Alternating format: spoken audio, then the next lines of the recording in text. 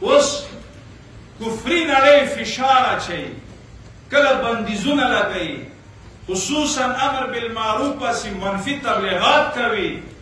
زما هیله دا ده تاسې نه، خواهش مو دا ده چې څنګه امریکایانو فزیکي یرغل کړی و، هاکذا هغوی فکري یرغل هم کړی.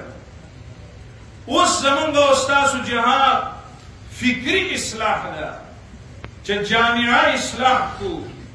اے قدرمندو، 20 سال گذشته کفری ملت سر کشور مقدس ما شما حمله نموده بودند. آن وقت کسایی که 5 ساله بود امروز 27 ساله است. کسایی که 10 ساله بودند امروز 31 ساله رسیده. کسایی که نوزاده بود امروز 21 ساله است.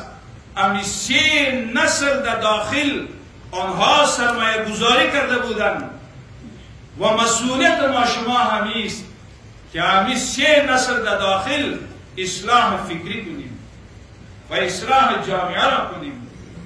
علماء ائمه کرام از طریق منبر کنند و رؤسا از دفتر کنند و متنفذین در بازار، در کوچه، در قریه، در قصبات کنند. اگر ما شما اگر یک مش شویم ان شاء الله تعالی در دنیا در جهان هر ابر قدرت آنها که همینجا کدام کچھ تبلیغات و تجاوز ان شاء الله کرده نمیتونن. دا گناہ مجاہرین ماتون کی دا حق دین دا بطول اصلاح کبو دا معظم دائمتین. دا گناہ مجاہرین ماتون کی دا حق دین دا بطول اصلاح کبو دا معظم